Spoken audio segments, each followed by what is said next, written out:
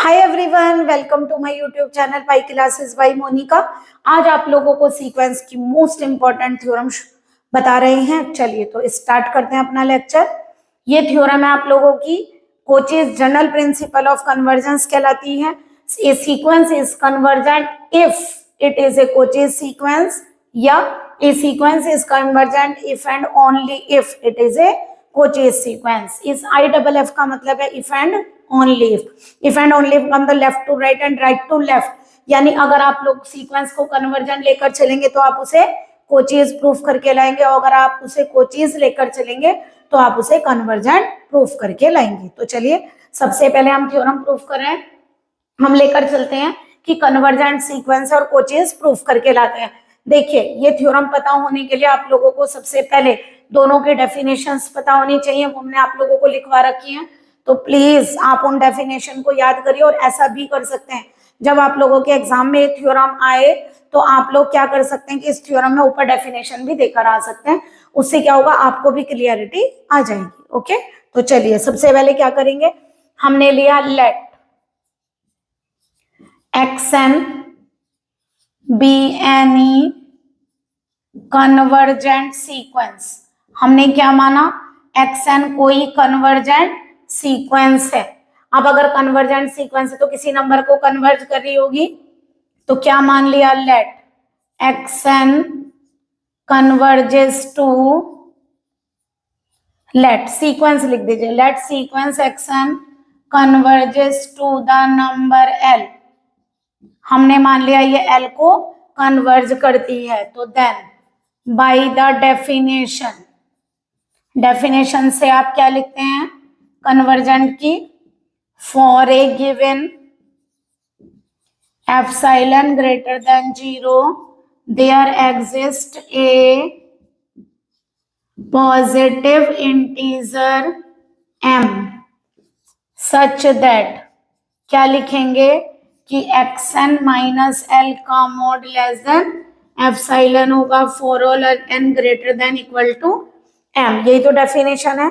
अगर xn converge करती है किसी नंबर l को, तो xn में से l को माइनस करने पर उसका मॉड लेस देन एप्सिलॉन होता है। अगर मैं कहूं इन पर्टिकुलर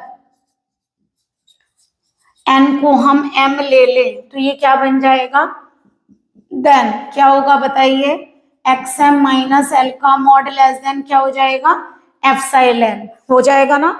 आप लोगों को बताए चाहे आप n टर्म्स का लिमिट लें तब भी वही आएगी, m की लें तब भी वही आनी चाहिए। तो वही तो लिमिट होती है सीक्वेंस की। तो आप लोगों को कोचेस दिखाना है तो क्या लिखेंगे, we have to show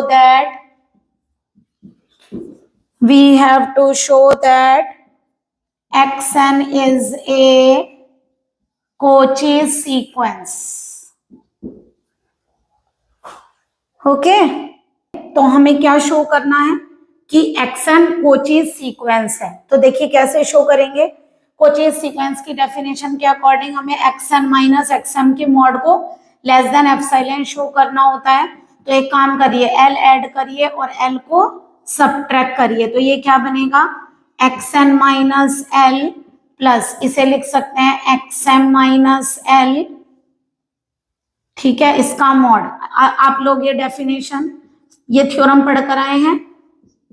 okay, यानी कि mod of a plus b less than equal to mod a plus mod b।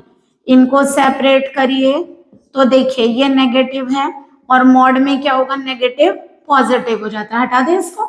तो ये आ गया xm माइनस l। ओके, चलिए अब इसकी वैल्यू देखिए, क्या वैल्यू है इसकी, फ्रॉम इक्वेशन 1 एंड 2। अब देखिए इसकी वैल्यू स्ट्रिक्टली लेस है एप्सिलॉन और एप्सिलॉन। अब देखिए हमें आंसर लाना होता है xn माइनस xm का मॉड लेस देन एप्सिलॉन। वैसे तो 2 एप्सिलॉन में भी कोई प्रॉब्लम नहीं है, बट अगर हमें एप्सिलॉन लाना है तो epsilon by 2 plus epsilon by 2 होना चाहिए था। तो एक काम करिए, अगर हम यहाँ xn माइनस n का mod less than epsilon by 2 और इसको भी क्या एज्यूम कर लें, एप्सिलॉन बाई 2, तो ये क्या आ जाएगा आप लोगों का एप्सिलॉन। तो ऐसे हम चेंजेस भी कर सकते हैं, और अगर 2 एप्सिलॉन देना तो उसमें भी कोई प्रॉब्लम नहीं है। दैट इज क्या प्रूफ हुआ, xn माइनस xm का mod less than epsilon for all n greater than equal to m। और ये किसकी डेफिनेशन है, कोचेज की। तो यानी क्या प्रूफ हो गया, hence sequence xn is A कोचीज sequence.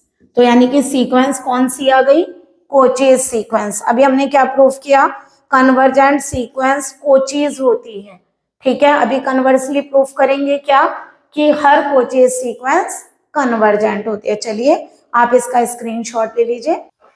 I hope आप लोगों को नेसेसरी कंडीशन समझ में आई होगी।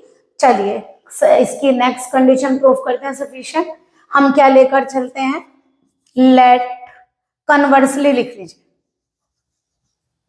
क्या लिखेंगे, कन्वर्सली, यानी पहले हमने क्या किया, कन्वर्जेंट लेकर चले थे, कोचेज प्रूफ की थी। अब कोचेज लेकर चलेंगे और कन्वर्जेंट प्रूफ करेंगे। तो क्या लेकर चलेंगे, let xn be any Cauchy sequence. आप लोगों ने एक थ्योरम पढ़ी है, every Cauchy sequence is bounded since every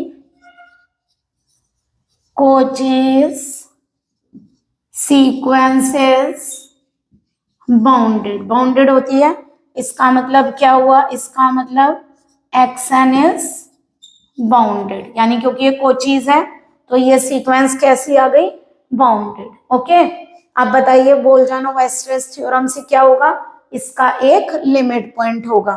तो यहाँ पे क्या लिखेंगे, hence by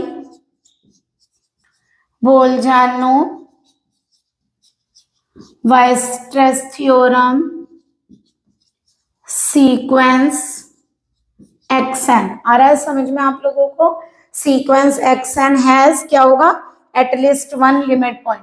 the sequence xn has at least one limit point से क्या मान लेते हैं, l, यानी कि जो आप लोगों की सीक्वेंस होगी वो क्या रखेगी, एटलीस्ट वन लिमिट पॉइंट रखेगी, वो क्या लेगी, l। हमें क्या शो करके दिखाना है कि सीक्वेंस xn कन्वर्जेंट है, तो हम ये शो करके दिखाएंगे कि सीक्वेंस xn l को कन्वर्ज करती है। Then we have to show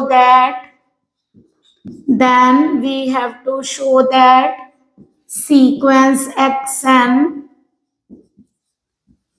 converges to l। Sequence xn क्या होता है, l को कन्वर्ज करती है, ठीक है।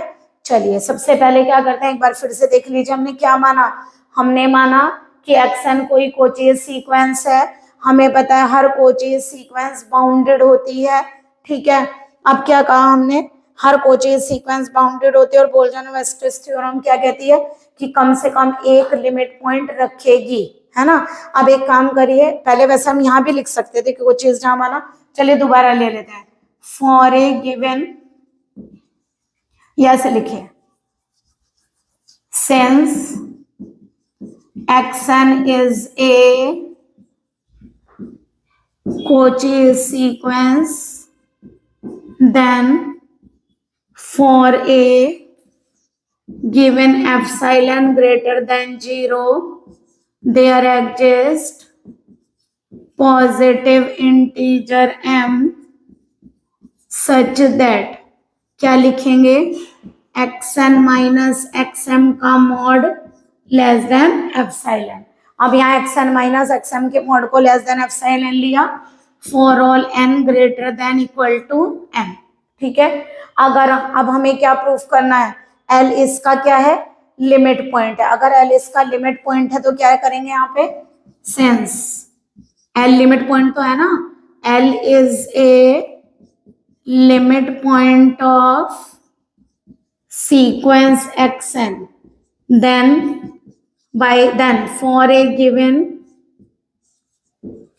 epsilon greater than 0 there exists a positive integer k greater than m such that, क्या लिख सकते हैं, xk माइनस l का मॉड लेस देन एप्सिलॉन लिख सकते हैं, ठीक है। xn माइनस xm का mod less than xk minus l का मॉड लेस देन एप्सिलॉन। अब बताइए, क्योंकि k ग्रेटर देन m है, देन एक काम करिए यहाँ से, देन फ्रॉम इक्वेशन फर्स्ट, बताइए इक्वेशन फर्स्ट में n greater than equal to m के बजाय अगर मैं k greater than equal to m बोलूं तो यहाँ पे ऐसे लिख सकती हूँ, xk माइनस xm का मॉड लेस देन एप्सिलॉन लिख सकते हैं हम यहाँ पर।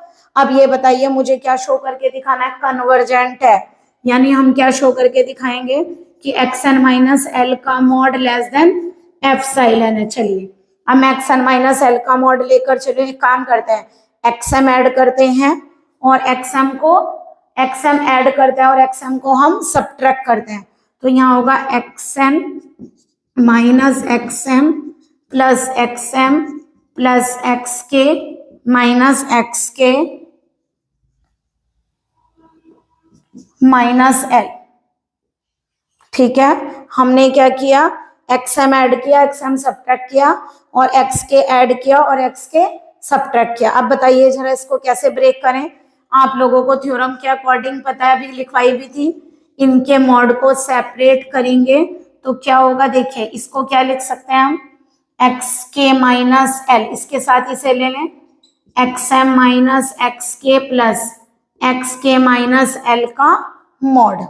ठीक है, देखिए जब हम xk माइनस xm का मॉड लेस देन एप्सिलॉन है, यहाँ पर अगर मैं माइनस कॉमन ले लूं ऐसे तो ये xk माइनस xm बन जाएगा और इसका जो मॉड की वजह से नेगेटिव साइन रिमूव हो जाएगा। बताइए कितने का सम है, 3 का, है ना, तो यानी कि हम इसको ये रिमूव कर दूं यहाँ से तो हम डायरेक्टली क्या लिख सकते हैं, xk माइनस xm। ये बात क्लियर हो गई। ठीक है, हम ऐसे लिख सकते हैं ना मॉडुलस में। अब बताइए जरा, अब इक्वेशन 1, 2 एंड 3 से ये सेकेंड पार्ट की इक्वेशन डाली हमने, नहीं तो जो हमने पहले पार्ट में डालती है उससे आगे बढ़ाकर भी लिख सकते हैं। अब बताइए फ्रॉम इक्वेशन 1 एंड 2 एंड 3 बताइए क्या बनेगा, xn माइनस एल का मॉड लेस देन ये एप्सिलॉन, ये एप्सिलॉन, ये एप्सिलॉन, फिर वही वाली बात, आपको आंसर क्या लाना था, एप्सिलॉन, और आपकी 3 वैल्यूज हैं, जब 2 थी तो हमने एप्सिलॉन बाई 2 ले लिया था, 3 है तो हम एप्सिलॉन बाई 3 ले लें, तो जब हम इन तीनों को ऐड करेंगे तो ये कितना देगा, एप्सिलॉन। तो बताइए क्या प्रूफ कर दिया हमने, xn माइनस एल का मॉड क्या आ गया, xn माइनस एल का mod less than epsilon for all n greater than equal to m। तो लास्ट लाइन आप क्या लिखेंगे, यहाँ लिख देते हैं, हेंस क्या लिखेंगे, sequence xn converges to l, यही तो डेफिनेशन है कन्वर्जेंट की, तो यानी क्या हो गया, देयरफॉर कोचीज सीक्वेंस, लेकर तो कोचीज चले थे ना, कोचीज sequence xn is convergent sequence, यानी कोचीज सीक्वेंस को हमने क्या प्रूफ कर दिया कि वो एक कन्वर्जेंट सीक्वेंस है। आई होप आप लोगों को ये थ्योरम समझ में आई होगी। मोस्ट इंपॉर्टेंट थ्योरम है, आपके एग्जाम के पॉइंट ऑफ व्यू से भी ये मोस्ट इंपॉर्टेंट थ्योरम है। अगर आप लोगों को हमारे लेक्चर अच्छे लग रहे हैं और समझ में आ रहे हैं तो प्लीज अपने फ्रेंड्स को भी शेयर करिए and then like and subscribe my channel. Okay, good day and good luck.